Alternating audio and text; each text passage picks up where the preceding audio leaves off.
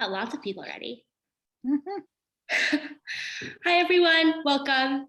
Just as we get people rolling in, if you wouldn't mind popping in the chat section, your name, your class year, where you are, and your favorite place on campus, that will get the conversation going.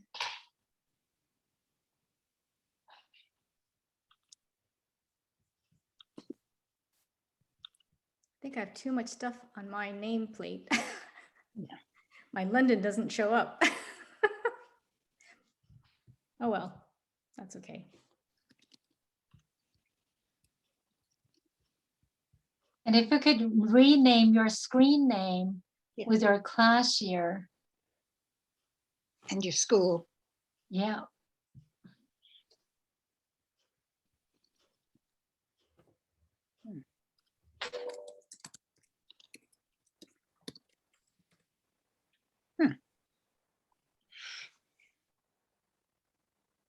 Nice to see some familiar faces and familiar names. Hi, Anna, and hi, Wilson. My can people. Hello. And, Do you change oh, your name? sorry. How do you change the thing in your name? If you go to your, I got it. I got it. I found You it. got it? I Okay. found it. I found Great. it. Yeah, so just update your name with your class, your college and class graduation, and where you are. That'll be great. That's a little bit too much, actually. I Yeah, hope I you mean, know there's no that. reason to talk about favorite place or something like that. I think you can put that into the chat if you want. Favorite places on campus, just to get everybody thinking about Cornell again before the talk starts.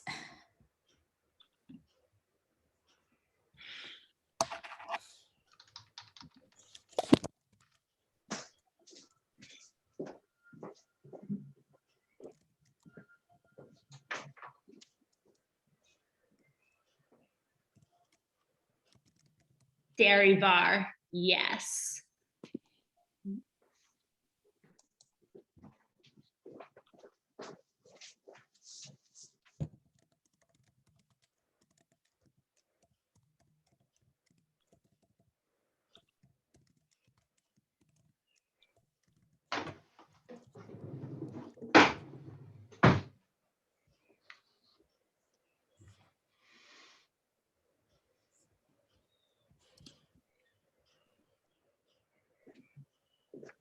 How do I change my name?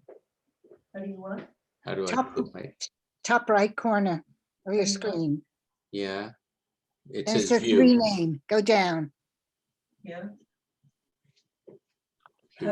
How can you Touch, change? no, You see where the You three mentioned when dots people are? don't change the video. Choose the three dots. And then go down. no, to I three. don't have three dots. I have view. In the upper right-hand corner, I have view. What do you want to change? So if you go to your picture box, that you can Want to see change me your- and two and three. Oh, there, I What? see. You got Okay, it? yeah, in my box. Yeah, in your box. Rename. Just a minute. Mhm.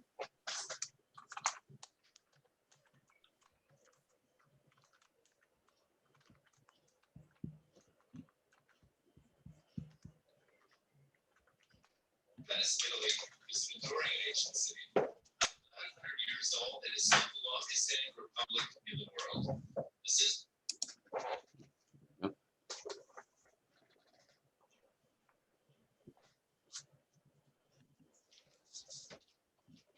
Okay, I think we are at nearly critical mass.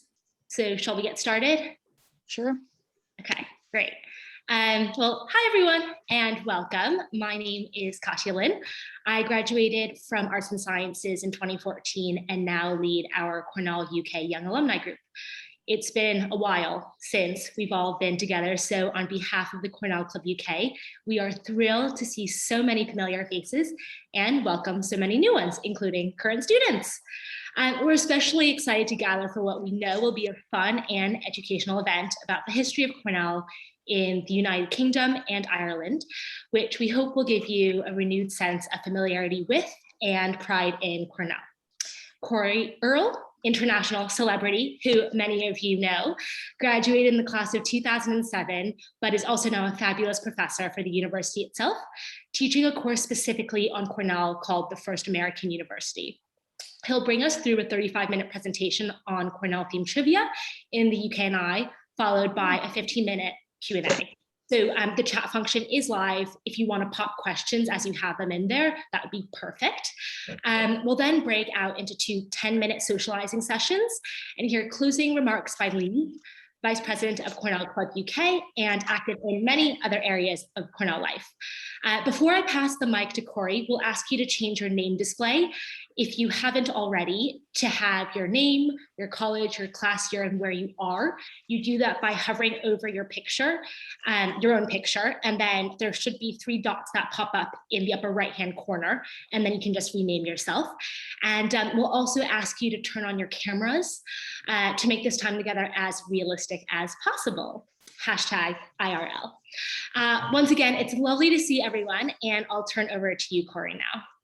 Great. Thank you, Katya. And thank you everyone for joining us tonight. It's great to see some familiar faces. I see a few former students of mine joining us, which is wonderful, and some new faces as well. So pleasure to be with you all. I'm honored to be invited to speak to this group. It's a new topic for me to dig into, so it was fun to discover some new UK Cornell connections, Ireland connections as I was doing research. So I'll highlight some fun facts and some pieces of Cornell history that connect the university to the UK and Ireland. And then we'll have time for Q&A, and you can ask questions about anything Cornell related that you'd like as we get to that point. And feel free to put things in the chat as we go along, and I'll do my best to answer them. The Cornell Club of London dates back over 100 years. There's been a Cornell Club in the UK at least as early as 1903. That was the earliest mention I found when I was skimming around for it, but I think it predates that by a few years as well. Some of you may have been part of the sesquicentennial celebrations that happened back in 2015 when they went across the pond, and Touchdown the Bear visited London for perhaps the first time back then. I checked to see how many Cornellians were living in the area 100 or so years ago, and the earliest alumni directory that sorted alumni by country was 1908. And if you check here, you can see here's the number of alumni as of 1908 who were in England and Ireland and in Scotland. Just a couple in Ireland and a couple or 3 living in Scotland at the time, and a handful in England. But Cornell has had an international population from the very beginning. And so Katya mentioned that I teach a course at Cornell called The First American University. And in a normal year, it looks somewhat like this in Uris Auditorium. I've been teaching it since 2011. This year, it looked a little bit more like this, unfortunately, as we were all online. And I think this is my 97th Cornell history lecture on Zoom in the last year and a couple months. But the title of the course, I think, is particularly relevant to our topic today, the First American University, and what exactly that meant. So I always ask my students, what does it mean? Why is this class called the First American University? And the term comes from an educational historian named Frederick Rudolph, who wrote several books on the history of higher education and the history of curriculum. And he coined this phrase to refer to Cornell. And it is in relation to Cornell's role as sort of a different sort of institution, a different kind of university that separated itself from the European model, or the model that was used in English universities. But Cornell was founded to be a very different university. European universities, and especially the English universities, had a major influence on American higher education. And the earliest American colleges and universities were directly modeled on schools like Oxford and Cambridge. And you can see a lot of the connections between early US institutions and those historic institutions. Harvard University is the oldest university in the United States, the first American university from a chronological perspective. And it's in a town called Cambridge because of so many of the people who founded that area. The colonists who came over from England were from Cambridge. And so there's a very clear connection to some of these historic English universities with the earliest higher education institutions in the US. And so these early US colonial colleges, modeled very much on schools like Oxford and Cambridge, were similar in ways that they had a strong religious influence. They were mostly for wealthy white men. There was a narrow focus of study on things like Greek, Latin, mathematics, moral philosophy. These were the sort of subjects traditionally taught. And their focus was on disseminating existing knowledge. It wasn't on creating new knowledge. Research was not a key component of these colleges and universities. And so that's how the colonial colleges in the US began, modeled very much on that European model. But then Cornell comes along and changes things up. Oh, there we go. Cornell in 1865, the youngest of the Ivy League institutions by a fair amount, but really was founded to be a different sort of university. And so that term First American University is referring to some of the ways that Cornell was different as an institution. And so you're probably familiar with the founding motto of Cornell and some of the founding ideals that I talk a lot about in the various talks that I give on Cornell history. But Cornell founded to be coeducational, to educate men and women, non-sectarian, no particular religious affiliation. A land-grant institution, meaning it has this public service, public engagement mission, disseminating research and knowledge to the broader community. A broad curriculum, not just focused on ancient languages and a narrow field of studies, but really opening it up, practical studies, applied sciences, beyond just the traditional fields of study. And then a diverse student body. These are all things that the founders of Cornell University were thinking about that separated Cornell from other colleges and universities in the United States. Cornell wasn't necessarily the first institution to do each one of these things, but it was the first institution to do all of them together at one institution.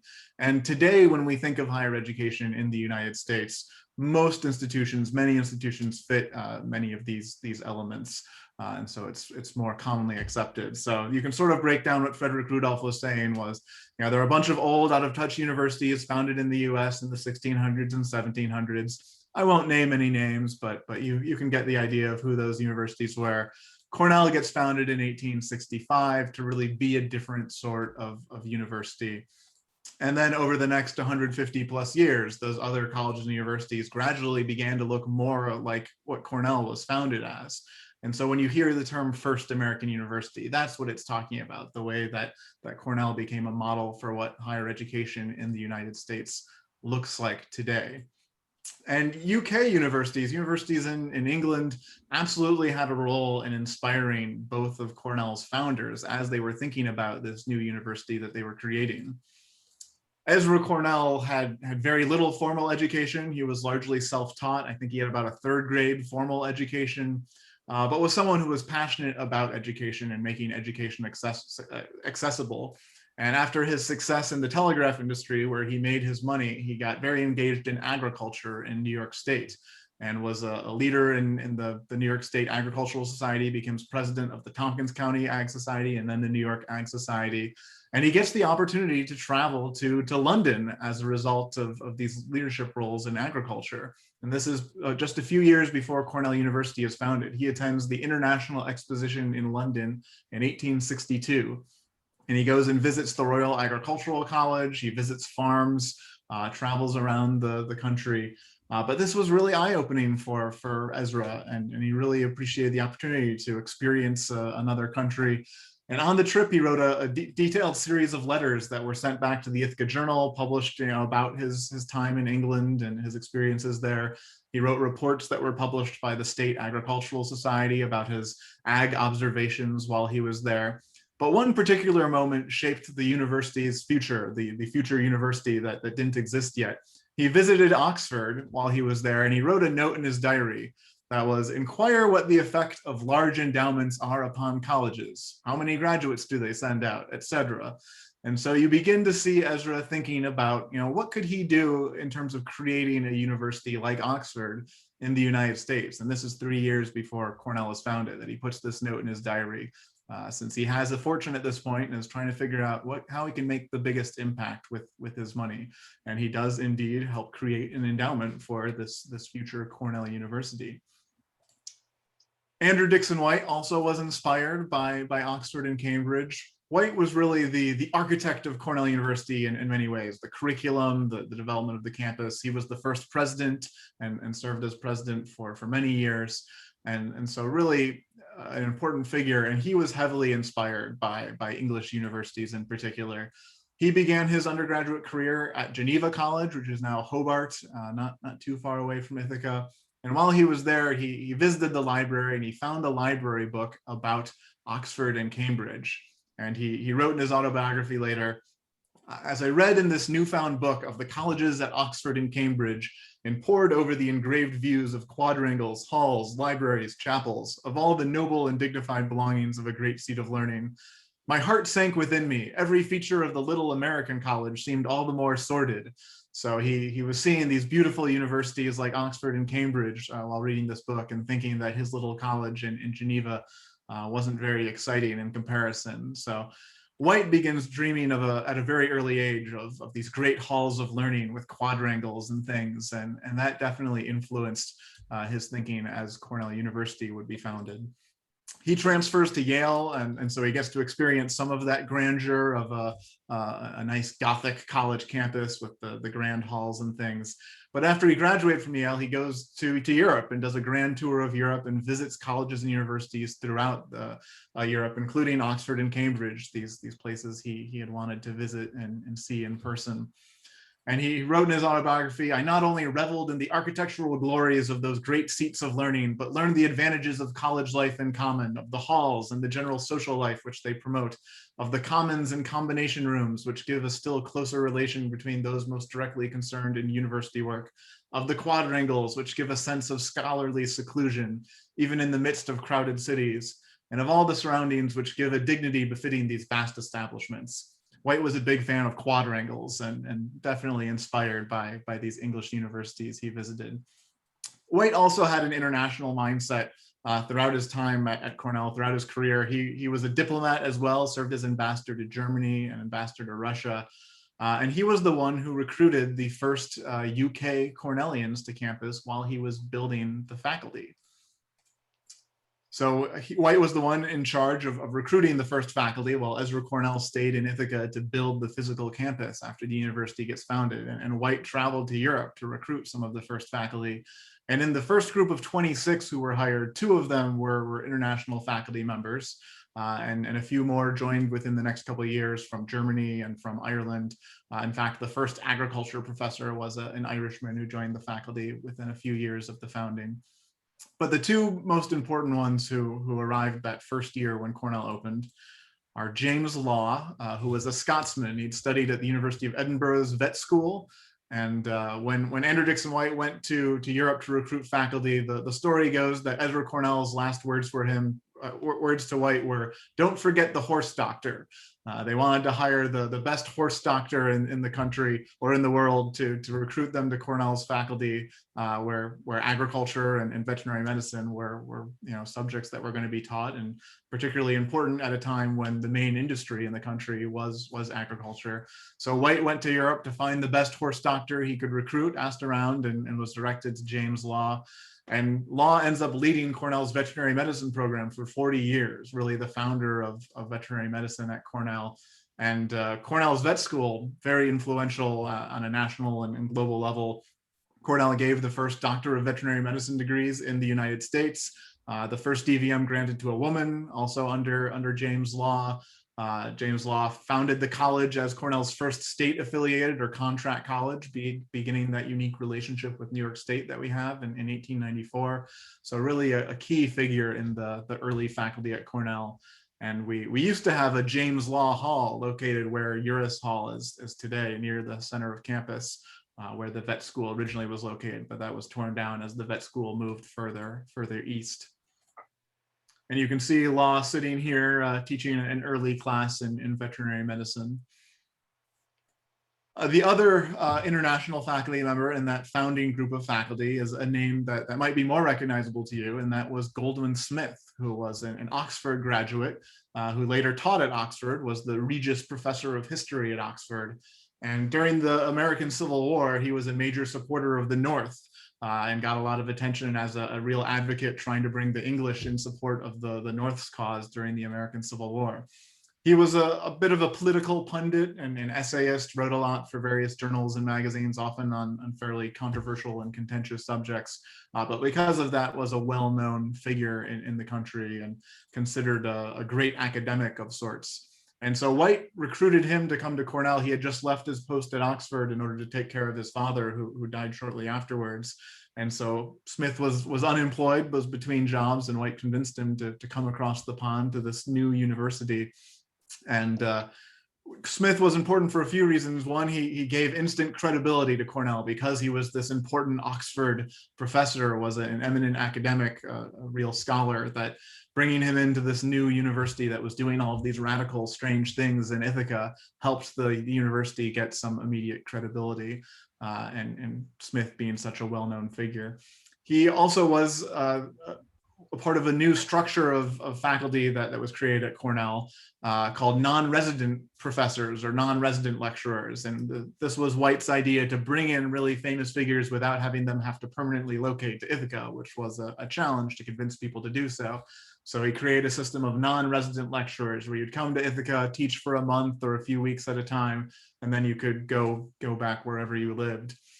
And Smith was one of these first non-resident lecturers. Today, you might be familiar with the Andrew Dixon White Professor at Large program, which was created in the 1960s, inspired by this original non-resident lecture program to bring in eminent figures in different fields who will lecture at Cornell periodically, but aren't based permanently at Cornell.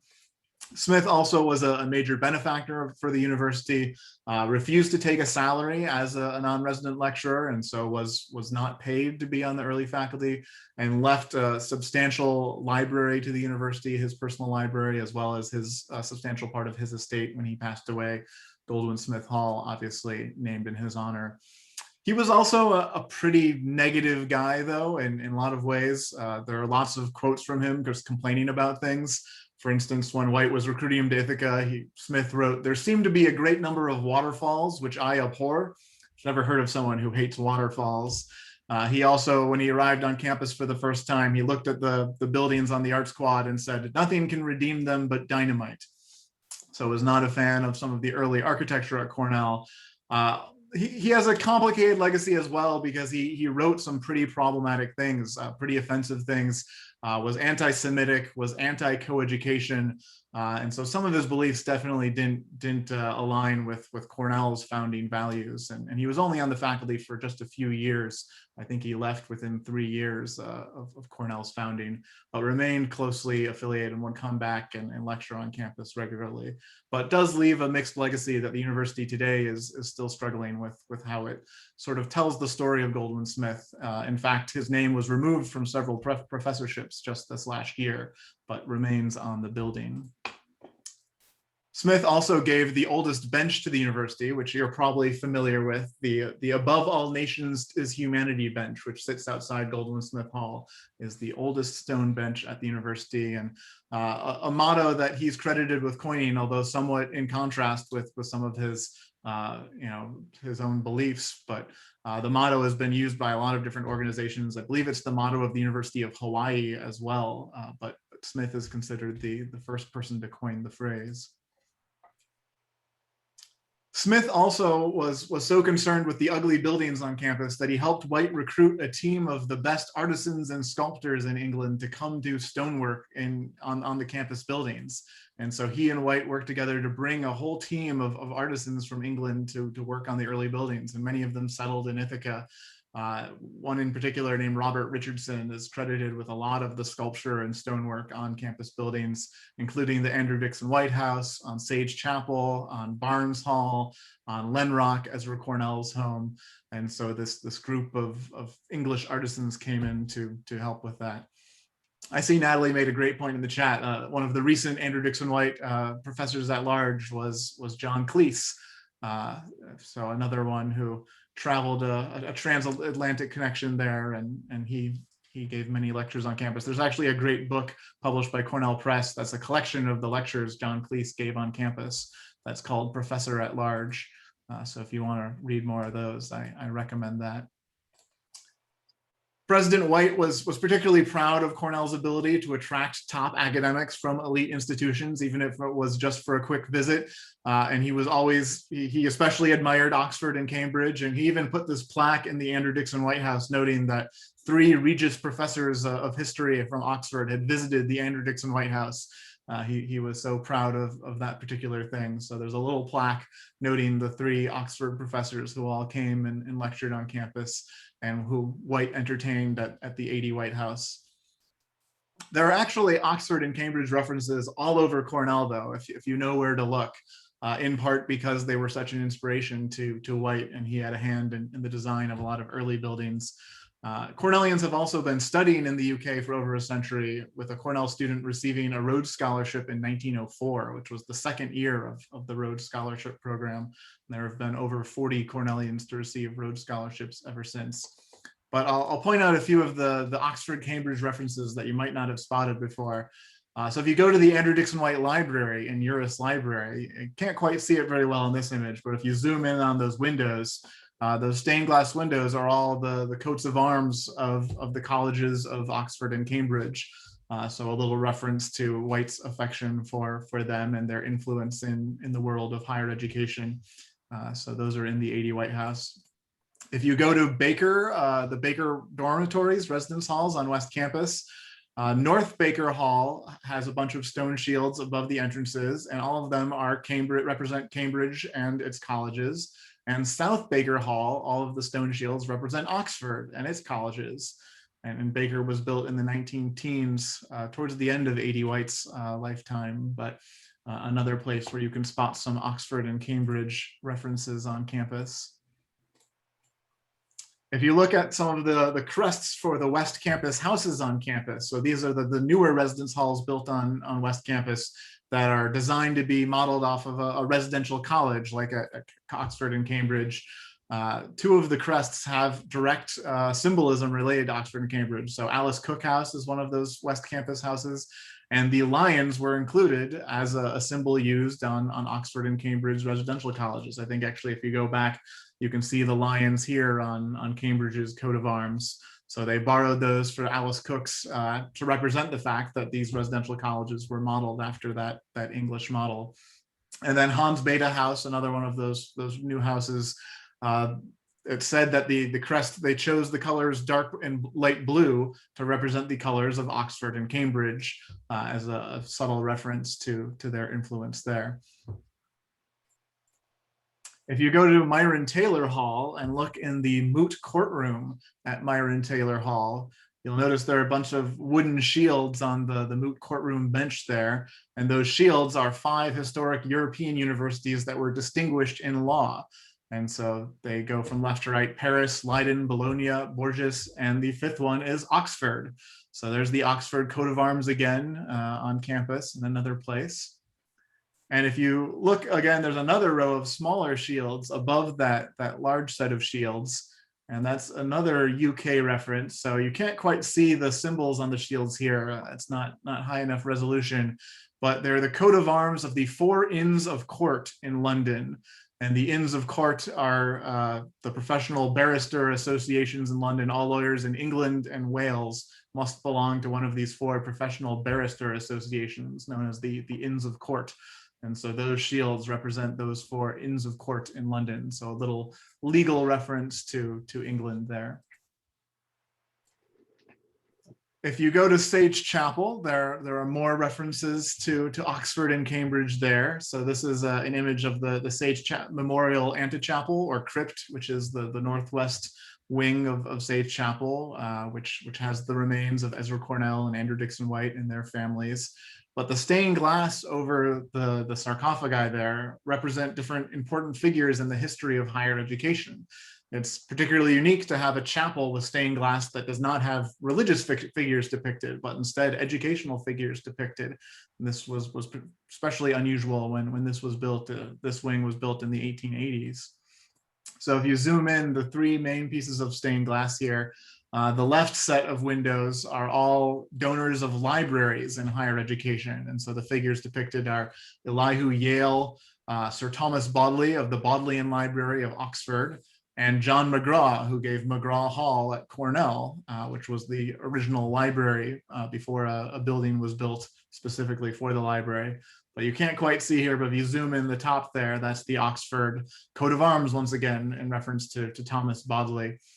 There's a pine tree above John McGraw because he was a lumber magnate, didn't have a particular coat of arms to include there. The next set of windows are founders of colleges. And so the ones depicted are William of Wykeham, founder of New College, Oxford. So you have the coat of arms for New College, Oxford there. And then John Harvard and Ezra Cornell depicted on that window.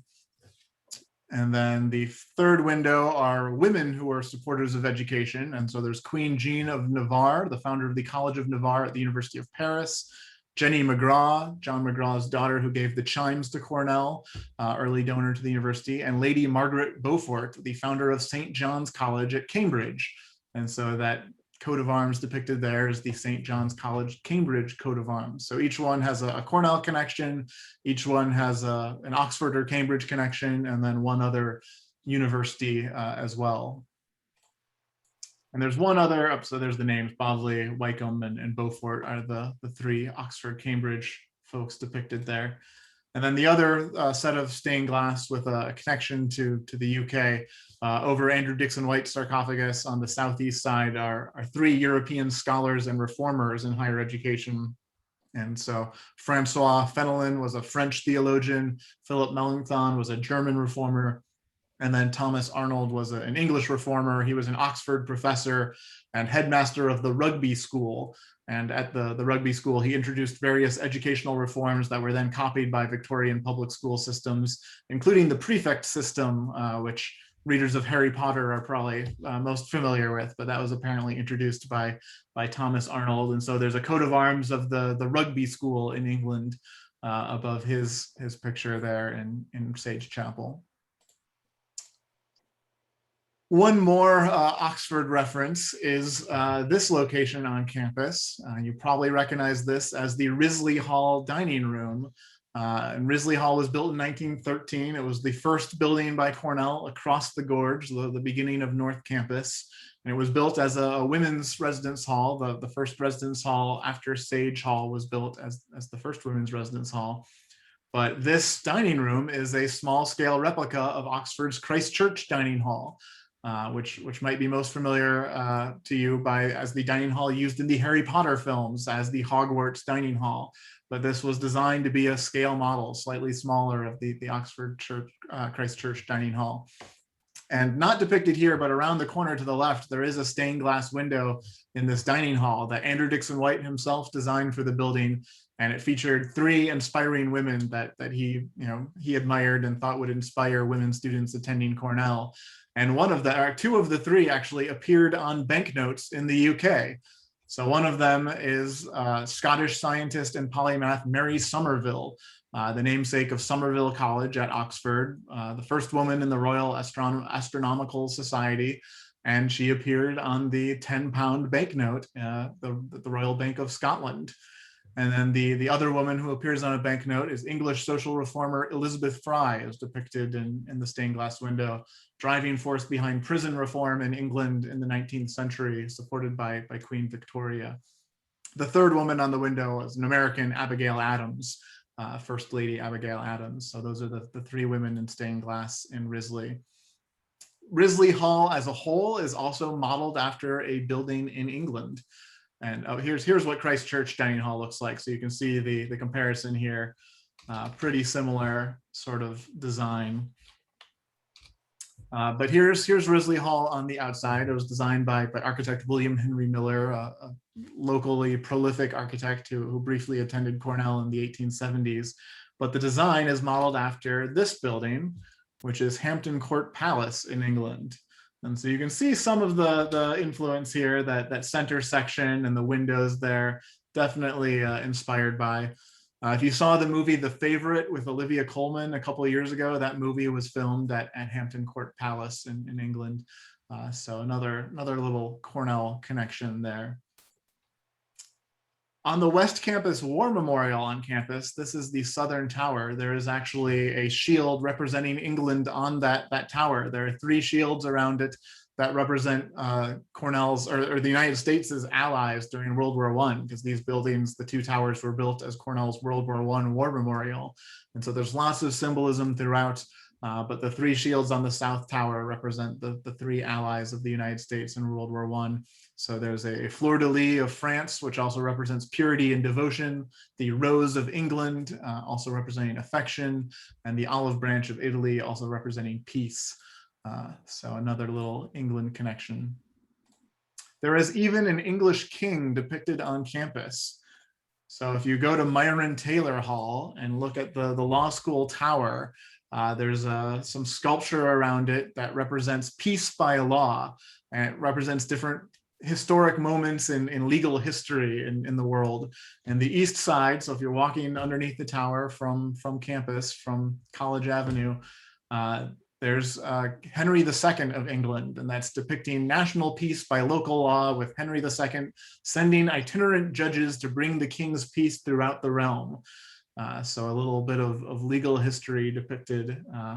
I believe the west side has American indigenous communities represented with another bit of legal history, but English history on the east side.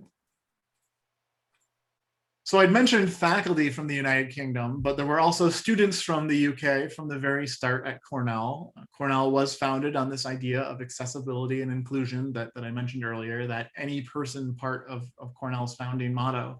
And Ezra Cornell in particular was very proud of Cornell's geographic diversity. When the university opened, the fact that students came from all over the world was really exciting to him. And so he actually kept this little diary. This is a diary where he lists where each student came from in those early years. And so mostly states listed here, if you can zoom in and see, but England is a little ways down the page. And there were 3 students from England as of 1870 when he was filling this out. So Cornell opens in 1868. So that's just a couple of years after Cornell first opens its doors. They already had students from the UK visiting. I don't see Scotland or Ireland or Wales on here, but England at least represented. And even Japan represented, and imagine getting to Ithaca really from anywhere outside of the country in 1870. It was challenging to arrive to Ithaca. You think it's hard to get here now. It was much harder back then, where you had to take a long boat ride and then a train, etc. And international students founded student organizations pretty early on. Cornell's main international student organization was founded in 1904 as the Cosmopolitan Club, and many of its leaders came from the UK in early years. One of its early presidents was a man from England named Leonard Elmhurst. And while he was president of the organization, he began working with a woman named Dorothy Strait, who was trying to figure out how to honor her late husband's last wishes to support Cornell. And you might recognize her name as she was the widow of Willard Strait, a Cornellian in the class of 1901, and he married Dorothy Payne Whitney, one of the wealthiest women in the country. The Payne Whitney families, very wealthy families. And so Strait was a big supporter of international students, international student organizations. And so his widow begins connecting with the Cosmopolitan Club and this Englishman, Leonard Elmhurst, about how she can support the university. And she does make a gift to the Cosmopolitan Club, but she also negotiates with the university to give what would become Willard Strait Hall as a student union building that would bring students together. Strait had been a diplomat mostly in East Asia, but was very interested in international diplomacy and collaboration, and the relationships between different cultures and communities. Was known for befriending international students when he was an undergrad at Cornell. And so you can see some of that depicted throughout Willard Strait Hall, some of his interest in bringing communities together. There's a motto over the door that in Latin translates from to nothing human is alien to me. And when the building was dedicated, his widow said, "It is our hope that Willard Strait Hall may play a part in cementing really great friendships between men and women, between faculty and students, between men of all groups, races, and nationalities. Because human relationships open new worlds to Willard Strait, it is our hope that the union may in some measure recreate life in these terms for others, an instrument for the illumination and enhancement of personal and social living." And his widow, Dorothy Straight, ends up marrying that student who was president of the Cornell Club, that Englishman, Leonard Elmhurst, in the class of 21. Her work with the Cosmopolitan Club grew into something more, and she ends up moving to England with Elmhurst. And the two of them ran the Dartington estate, Dartington Hall, with the goal of introducing progressive education and rural reconstruction to the depressed agricultural economy of rural England. They ran this estate, which today is the Dartington Trust, which specializes in the arts, social justice, and sustainability, but a philanthropic endeavor that still exists, that was created by these two Cornell-affiliated individuals. And here's Dartington Hall in Devon, England, where they lived and ran the estate for many years. So I'll mention a few examples of Cornellians traveling to the UK for different reasons. Cornell athletic teams have been crossing the pond for years. Cornell actually has a transatlantic track meet that I think goes back to 1921. That's one of the oldest international athletic collaborations at the college level, with Oxford and Cambridge and Cornell and Penn. And I think Princeton competed in it in a few years as well, but they alternate the teams visiting each country.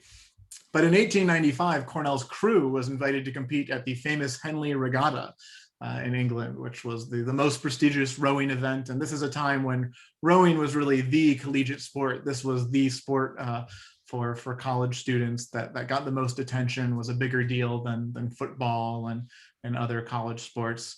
And so it was very exciting for the Cornell team to travel. This is the crew after they arrived in England for the regatta in 1895, but it didn't really work out particularly well for Cornell. The referee started the race when the British crew wasn't ready yet. The ref apparently said, "Is everyone ready?" And the British crew yelled no, and the ref misheard or didn't hear them and started the race. And so the Cornell crew began the race. The British crew rowed, a couple strokes and then stopped because they weren't ready at all. But Cornell kept rowing, and they finished the race, obviously won because the British crew didn't finish. But this was considered a model of poor sportsmanship by the British fans at the regatta.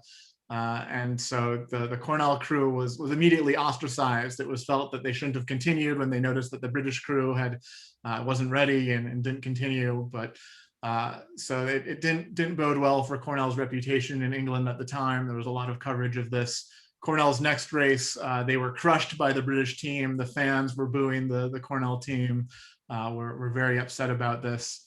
It also affected another Cornell organization, and that was the Cornell Glee Club. The Glee banjo and mandolin clubs had decided they would travel with the crew and do their very first international tour ever to England, along with the crew while they were competing in this regatta. You probably are familiar with the fact the Glee Club, now travels internationally quite regularly, but this was their first tour to anywhere outside of the US. So it was a very big deal. And so they arrived, they gave a couple of concerts, one or two concerts, but their style of music didn't really gel with British audiences. It was a mix of sort of traditional music with more of a vaudeville sort of entertainment style that British audiences were baffled by. And then the Cornell crew was accused of poor sportsmanship at the regatta, and basically the Glee Club had to cancel all of their concerts. They also were boycotted and unpopular with the local audiences. So their tour was canceled, and the Glee Club was stuck in England without enough money to return home. They hadn't planned this through, or were depending on their income from concert ticket sales to travel back home. And so they got stranded in England, and they were adopted by an organization called the Savage Club of London, which is an organization still in existence. A gentleman's club where the members the rule is any member can be called upon to entertain the other members at any time. And so it's a lot of storytellers, musicians, joke tellers, all sorts of things, but you have to be able to entertain the group. And so they welcomed the Cornell students into their organization. The Cornell students entertained them. One of those students was Louis Agassiz Fuertes, the famous ornithologist, bird painter, who apparently was quite entertaining amongst this crowd. But they ended up taking in the students and finding them housing and supporting them for the next few days until they were able to raise enough money to get back home and return to Ithaca. And once they returned to Ithaca, they founded a group in Ithaca called the Savage Club of Ithaca, which still exists to this day as a local group of entertainers modeled off of that Savage Club of London. So another little connection there. The Cornell crew did end up returning to the Henley Regatta and winning it and setting a new record at the regatta in 1957, considered Cornell's greatest crew of all time, where they won this world championship of rowing in 1957. So a happy ending many decades later, at least for the crew. And the Glee Club has returned many times to London as well, most recently in 2012 and given successful concerts there. Actually, if any of you are interested, the Glee Club is currently talking about maybe heading to the UK next year to re-kick things off now that tours can perhaps happen again as COVID lessens a little bit. So if any of you want to help bring the Glee Club to the UK, let me know. Another Cornell group besides the Savage Club that is named after a London organization or London location that you might not be familiar with is the Prospect of Whitby Cooperative House in Ithaca. So it's one of the co-ops at Cornell. And for those of you who don't know the story behind Prospect of Whitby, it was a sorority. It was Kappa Alpha Theta. And in the 1960s, Cornell or Greek chapters, fraternities and sororities battled their national organizations about restrictive and discriminating clauses in membership. And so the Cornell chapter tried to pledge a Jewish woman and a Black woman at a time when the national organization was not allowing that. And Cornell separated from the national organization and decided that they would no longer be Kappa Alpha Theta. And they rebranded themselves and became an organization called Prospect of Whitby as a cooperative housing unit. And Prospect of Whitby is named after the oldest riverside tavern in England, the Prospect of Whitby pub, which dates to around 1520. And it's not entirely clear why they chose the name, but my understanding is that the pub was historically known as a home of pirates and scoundrels and renegades and rebels. And this group of Kappa Alpha Theta sorority women saw themselves as rebels and renegades for, butting heads with their national organization and leaving the national sorority. And so they chose that name to be this group of renegades. And the organization still exists at Cornell, although Kappa Alpha Theta now exists as well, was refounded, but the co-op Prospect of Whitby is still around. Cornellians competed at the Olympics in London in 1908. Here's Cornellian John Carpenter. There were, I think, 8 Cornellians at that Olympics competing in 15 events, and they took home 2 gold medals in pole vault and high jump, and a silver medal in the 3-mile team, which doesn't exist anymore. Another Cornellian took 5th in tug of war, which is an Olympic sport that disappeared after 1920, I think. But the most famous Cornellian at the Olympics did not win a medal and actually was disqualified. And that's John Carpenter, pictured here in an event that is still talked about in Olympic history. He was in the 400-meter run, competing with 2 other Americans and 1 British competitor. And this is a time when there were no lanes on the track. You would just run on the innermost lane to shorten your distance. But there were rules that said you couldn't jostle or obstruct your opponents while passing them. And the American rules were a little different than the British rules, which were what being used at the time for the race in London.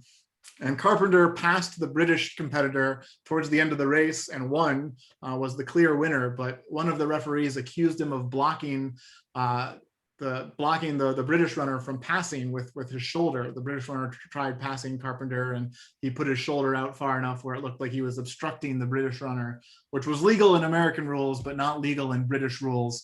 So once again, there was a Cornellian involved with some foul play in sports in England. So they disqualified. They said, we'll run the entire race again, and all 4 competitors can run again. But the 3 Americans refused to compete, saying he had won fair and square. So the British runner ran the race alone and was declared winner, won the gold medal with the only walkover in Olympic history. He walked over the finish line since he was competing against no one else. And it's considered a particularly historic moment in Olympic history. It also was instrumental in the formation of the International Amateur Athletic Federation, which was formed to standardize rules, so you didn't have issues with American versus European rules. It also changed the rule for the Olympics where judges would no longer be provided by the host country, but would instead be allocated from an international pool of judges. So you didn't have favoritism by local judges.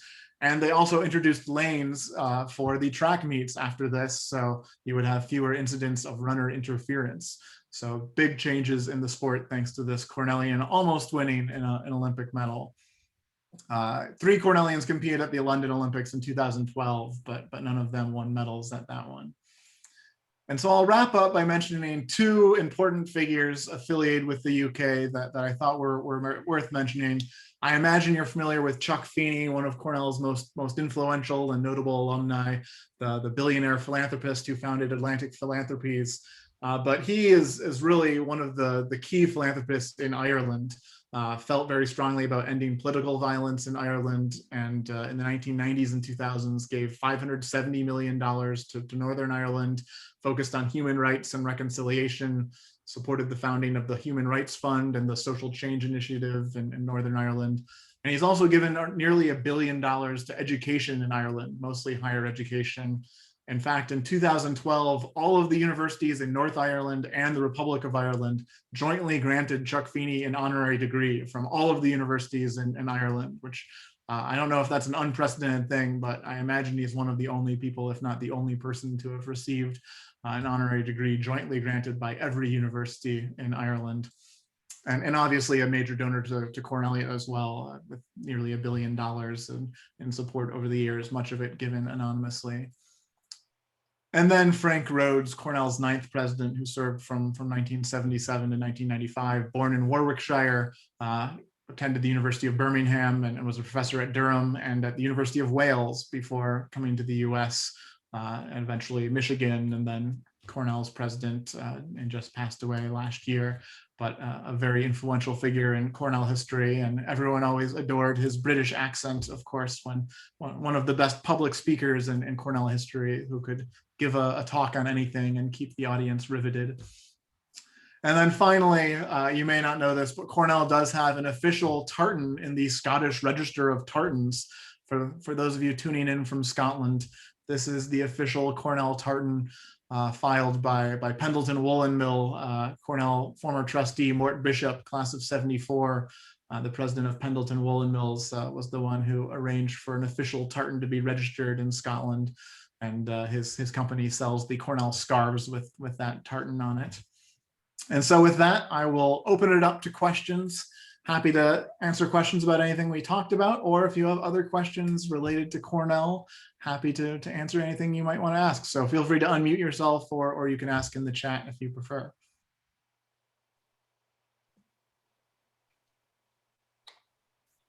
And I'll put a link in the chat for those of you who want recordings of other Cornell history related topics. Several dozen are available from the last year of other Zoom presentations on all different topics. Cory, how long did it take you to prepare? I mean, there's so much information there. Or did you know a lot of it? Yeah, it's tough to estimate. I mean, it takes hours for each one of these presentations, certainly. A lot of it is, I sort of know where to look at least, but finding the images and putting together the notes and things, it's definitely a considerable amount of preparation, but it's always a lot of fun for me too. I enjoy digging into the material and pulling it together, particularly a topic that I'm not as familiar with.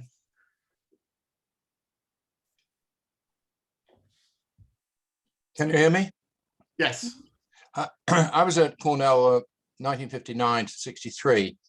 And the connections with Oxford and Cambridge were never mentioned or highlighted. I don't have a problem with that, but I'm quite curious as to what were they doing, sort of concealing it or moved on from there. But I had no idea that the connections that you've highlighted were present. Yeah, I think students today probably don't either. I think it's a part of Cornell's history that isn't particularly well known or celebrated in any way. I mean, the fact that there are so many Cambridge and Oxford seals spread around campus in so many places I don't think I'd even realized how many of them there were. And so I guess if for those who know about the history of higher education, are aware of the influence of English universities in the development of American higher education. But beyond that, I feel like it's not something that people are very aware of. Yeah, and one other point, you said that whoever it was very keen on quadrangles and so on, but never really made any attempt to create sort of halls of, well, what you might call halls of residence or colleges. I mean, I don't know, Risley looks at, I fail to see the resemblance of Risley dining room to whatever the one you showed. But there was no particular, I mean, no particular attempt to create the halls of residence. I mean, the college model. Right, and so Andrew Dixon White, although he loved the quadrangles, he didn't implement the residential college model. He actually felt really strongly that students should live in the community. So Cornell had no men's residence halls for 50 years. As long as White was alive, we really didn't invest in the residential experience. And so most students lived in big rooming houses, stayed with local families, and lived downtown. College Town wasn't really developed for the first 50 years as well. And that was White's philosophy. He liked fraternities. He liked the model of students sort of creating living units on their own, but also felt that it wasn't the university's obligation to provide housing, that was not something the university should invest in, and Cornell has traditionally had a much lower residential population than all of our peer institutions because of that. We've just historically not had much residential capacity on campus, and that's something Cornell is trying to address currently by expanding North Campus. So we'll be able to reach 50% of on-campus students living. Yeah, I have no problem with that. I mean, I was very happy in a fraternity, but I was just sort of commenting. And one last comment, I think I'm right. I'm not a lawyer, but Inns of Court, you only have to belong to an Inns of Court if you're a barrister, not a solicitor. Yes, okay, yeah, that's right. I misstated that. I mean, anyway, enough from me. I'd like to add, I mean, I knew nothing about the history, and it was wonderful. And even seeing Risley, where I lived for 2 years, I had no idea of the connections. And I'm sort of wondering why Cornell doesn't think of having like a little orientation course as a freshman or when you first arrive on campus to introduce you. I mean, I think it would be a great way for people to get involved with it. Yeah, I'm a big proponent that Cornell should teach its history more, because I think it creates a sense of community and sense of belonging the more you know about the history and traditions. And there's a lot of research that shows that history and traditions create more of a sense of community too. But I do give a talk as part of the orientation programming. That's just a 1 hour session. That's an optional part for orientation. So I'll get maybe 100 or so students, 200 students to attend that each year. But most new students aren't thinking about history of their institution when they arrive. But hopefully they take my course eventually and learn a little bit. Can alumni take your course? Well, this past year, since it's been online, I opened it up so a lot of alumni were able to tune in each Monday night. We just had our last class this past Monday, so it's over now. But possibly next spring, if I'm curious what the hybrid model might be. If courses held in person, we'll still be able to also be on Zoom. It will once again be open for anyone to tune in if that's the case. Are your classes open to alumni, Cory? My classes, yes, yeah. I made the Zoom link available to anyone, so I'd get a few hundred alumni tuning in each week. And by the way, I lived in Henley as a child, and I'm horrified at how Henley treated Cornell there. I mean, it's a disgrace, obviously, but You apologize on behalf of the UK government. Well, I apologize on behalf of Henley. I lived there. And I never knew that. I mean, I didn't live there for a long time, 2 or 3 years. Anyway, apologies. It was before your time, Tom. I think it was probably a little bit of a cultural difference where, the Cornellians thought they were doing the right thing and the Henley folks did not. And by the way, I think Cornell was doing the right thing. Yeah. I mean, anyway, bad stuff. Cory, I just want to thank you so much for this talk. As a fellow academic who's been suffering through the Zoom talks, it's it's nice to see such engagement and the opportunity to open it up to a broader audience who might be really engaged. I do always think that Cornell has such a unique history from all of its influences, from being a land-grant institution, from being co-educational, from the European connection. So it's so nice to see all those threads brought together. And I think it's a great opportunity to keep this narrative of our history going and alive with all of us. So thank you for that. And I'm quite curious, how easy was it? I have a historical background. And how easy was it to actually get some of the archival materials that you needed for this, particularly from the UK? Were you able to work with partners over here, or how did you go through that? Well, that's a great question, and thanks for your comments too. I'm fortunate in that since I used to work in the university archives, I'm very familiar with them. So I worked there as a student for 3 years, and then 1 year full time after I graduated from Cornell. And now that I've been teaching this class for a decade, I have a lot of resources available.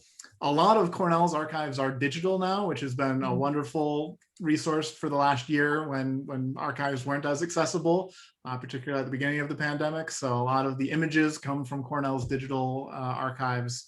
The Daily Sun has been digitized. The yearbooks are mostly digitized, trustee minutes, things like that. And so those are wonderful resources. I believe the university archivist is actually on this call. I saw he had tuned in earlier. He is. So my brother, Evan Earle, is Cornell's university archivist as well.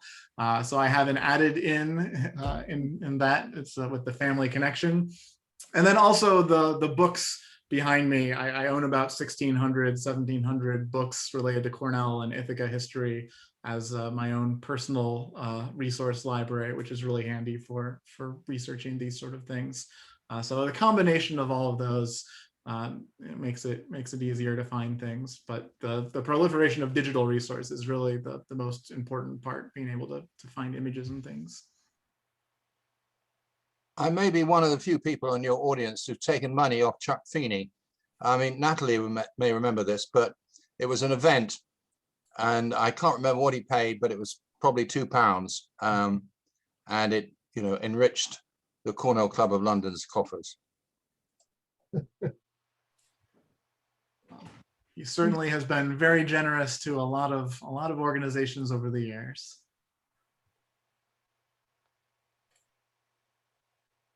Well, any last questions? I know there's some breakout rooms and a happy hour of sorts following the presentation here. I just want to mention as well, Cory, that obviously you've done this for us today for the youth. But I know that a few weeks ago, when there was the Asia Pacific meeting, you did a similar thing about the connection between Cornell and Asia. And there's some chapters there. For example, I think the Cornell Club in Philippines is over 100 years old. So there is amazing history globally. And I think that's what makes, Cornell so special as well.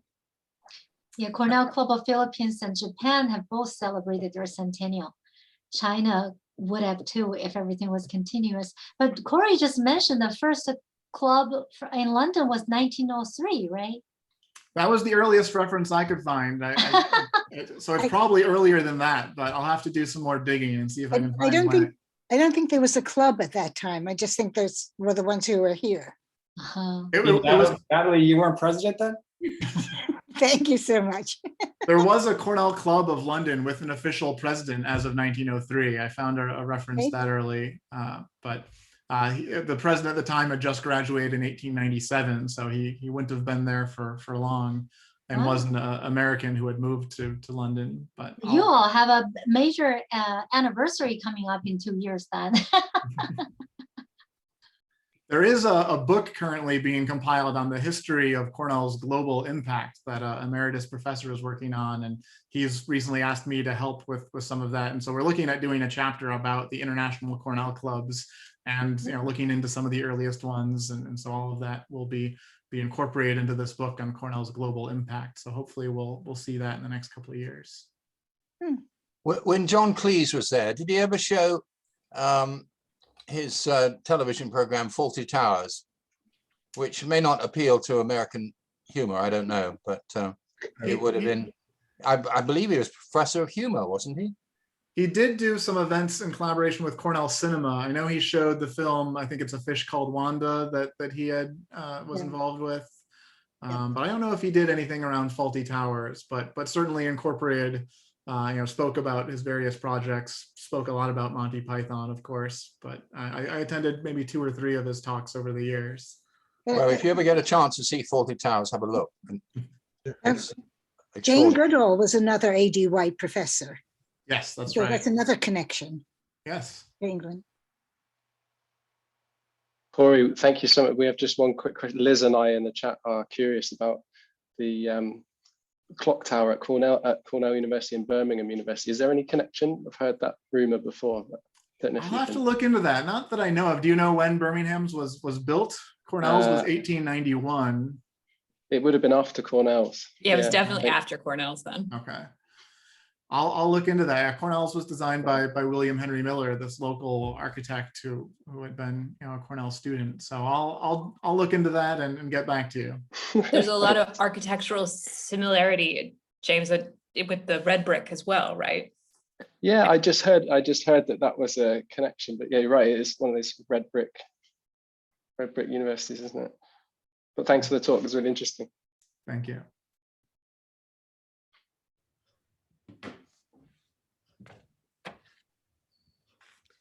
Katya, are we ready to move on to, yeah. Yes, we are. Cory, that was amazing. As everyone else has said, I mean, my expectations were high having attended some of your other lectures, but you do not disappoint. All right, so now that we have learned about Cornell across the pond, I think Erica is going to break us out into our networking groups. There will be 6 of us in each room, and there is no structure for the conversation, but in light of today's topic, perhaps you can initiate conversation by sharing your own story of what brought you across the pond during or after Cornell. And then after 10 minutes, we'll come back into the main room, split into our second networking group, and then we'll reconvene for Leave's closing ceremony. Also, don't forget to connect with each other on LinkedIn.